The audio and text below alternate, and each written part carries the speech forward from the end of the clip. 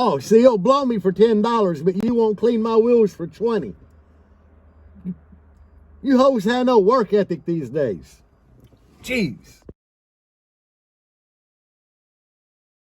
What's up, everybody? Good morning, and welcome back to a very low-rated, low-budget YouTube channel.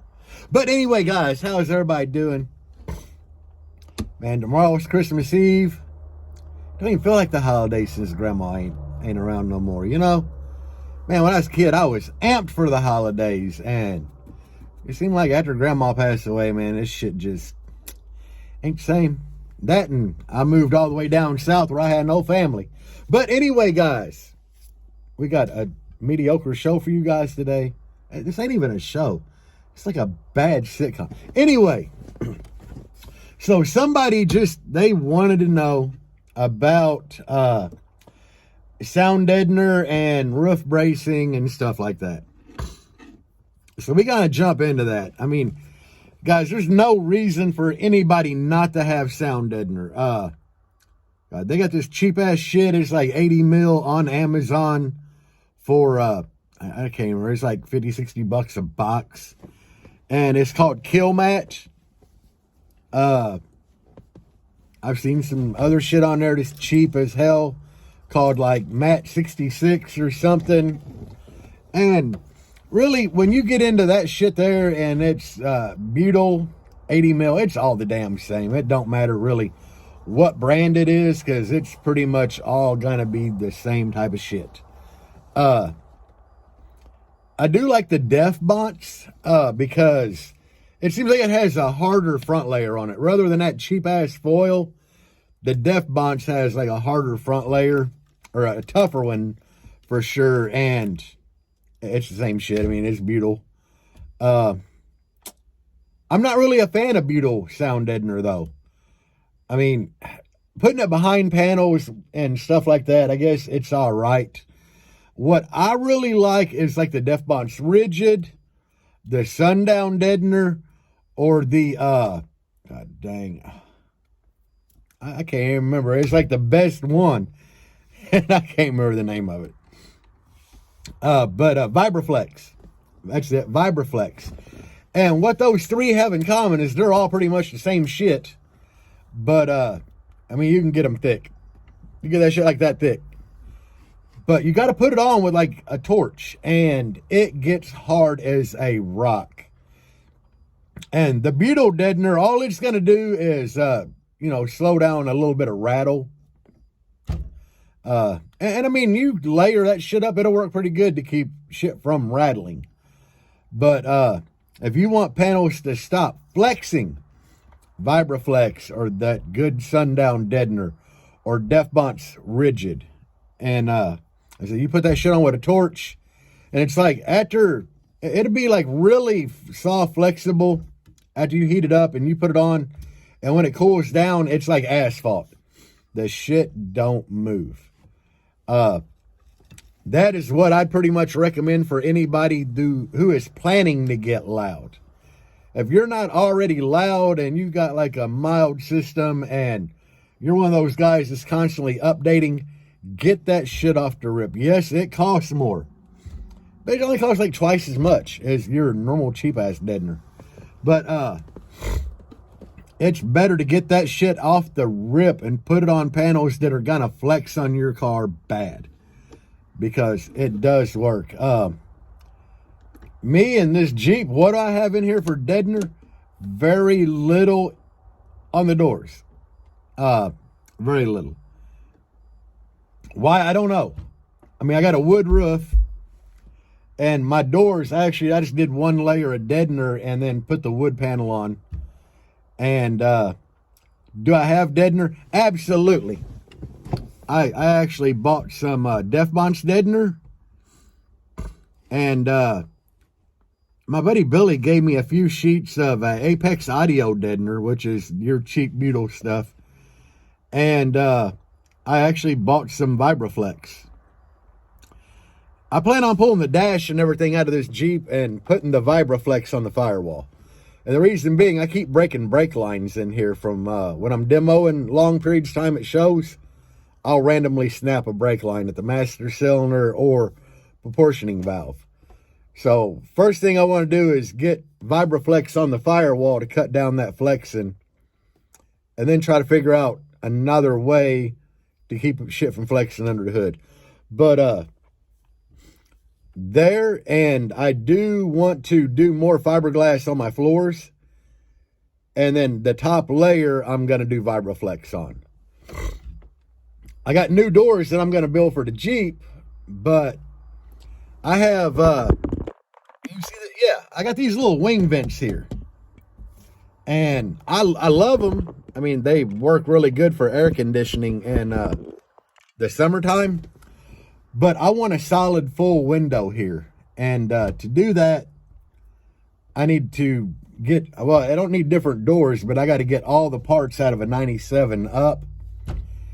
And I have another set of doors that I want to build, and I'm just going to layer deadener in those when I build them to try to keep, you know, some of that flex down, which I always demo with the windows down in here, so it doesn't destroy doors that bad. I have more door flex than anything, but, you know, precautions. Just try to keep the parts in the door from rattling, but that's kind of my take on deadener. My daily driver Jeep, the roof, I need to deaden the roof of it bad. And I'm probably going to use that Def Bonch deadener I have in there, but I mean, it's bone stock. So right now, the only thing that really rattles terrible in it is the actual roof, and it flexes a lot. So I'll probably do some of the Def Bonch rigid on it to keep it from flexing as bad and rattling. I know when I play it, I got to grab the dome light and like push up on it, and the terrible noises go away. God, that sun's gleaming right in on me. But as far as roof bracing, things that I learned building this Jeep. When I built it, my enclosure stopped here. Everything stopped here. I had just roof skin right here, and it was terrible. The very first time I turned it on and rolled the bass knob up, the roof was doing this. And I've been battling this problem ever since. You know, I've had multiple wood roofs up here. I have done steel. It currently has steel and wood, and that kind of stopped the flexing except for at the very front at the windshield joint. If I had it, when I redo it, I'm going to pull all this shit out, and I'm going from the back all the way far front as I can with wood, with PL3X holding it up. And then I'm going to go back and drill like 5/16 hole everywhere in the wood and spray foam under it. I did that to the Blazer, and the Blazer roof does not flex at all. So I have to go back and do that here, and I have to weld some reinforcement steel pieces on the back side of the windshield channel up here to try to keep this from flexing. Now, if you're going to do a wall vehicle or a nasty no wall, I highly recommend doing that solid wood piece from front to back of your roof. I said, stick a piece of 3/4 up there with PL3X, brace it up, let it dry, go back, drill holes in that wood, you know, like 6-8 inches apart from front to back, side to side, and fill the cavity with spray foam. Let that shit cure, trim the spray foam off, and then you're golden.